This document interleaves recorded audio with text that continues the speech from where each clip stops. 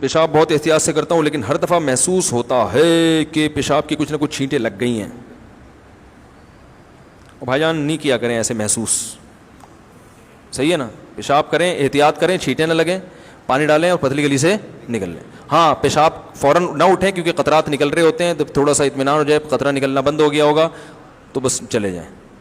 یہ ایسی چیزیں اس میں اگر آپ پڑ گئے تو پھر قیامت آ جائے گی, آپ کو کبھی بھی سکون حاصل نہیں ہوگا اور ایسا پاگل ہو جائیں گے آپ. اور پھر یہ والا وہم کے علاوہ ایک اور نیا بھی شروع ہو جائے گا. پھر ایک صاحب نے کہا کہ میں وہ شلوار جب اپنی ناپاک دھوتا ہوں تو میرا ہاتھ گیلا دروازے پہ لگتا ہے, تو پھر وہ دروازہ ناپاک ہو گیا, پھر جس لوگ بھی اس دروازے پکڑ رہے ہیں ان کے سب کے ہاتھ ناپاک ہو گئے, پھر وہ انہی ہاتھوں سے کپ پکڑتے ہیں تو کپ ناپاک ہو گیا, اور پھر جب کپ ناپاک ہو گیا تو پھر پلیٹیں اور چمچے بھی ناپاک ہو گئے, پھر بیگم انہی ہاتھوں سے پلیٹ دھوتی ہے تو وہ جب دھوتی ہے تو وہ اس میں لگ کے وہ ناپاک ہو گئے.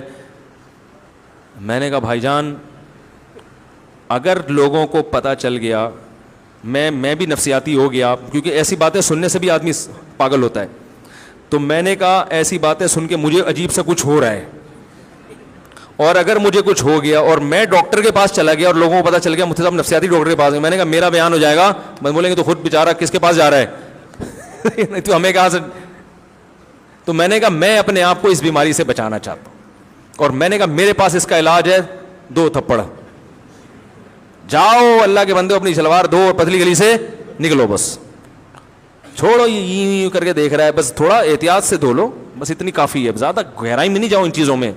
شریعت نے منع کی ہے. حضرت زین العابدین جو حضرت حسین رضی اللہ عنہ کے بیٹے تھے, وہ احتیاط کرتے تھے پیشاب کرتے ہوئے کہ کسی بوتل میں پیشاب کرتے تھے شیشے کے برتن میں تاکہ چھینٹیں نہ پڑیں تقوی کی وجہ سے. خود ہی پھر کچھ دنوں میں انہوں نے یہ عمل چھوڑ دیا. انہوں نے کہا جو مجھ سے بہتر تھے محمد صلی اللہ علیہ وسلم, انہوں نے یہ احتیاط نہیں کیا تو میں کیوں کروں. یہ بس چھینٹوں سے احتیاط جتنی ہو سکے بچنے کی کوشش کریں.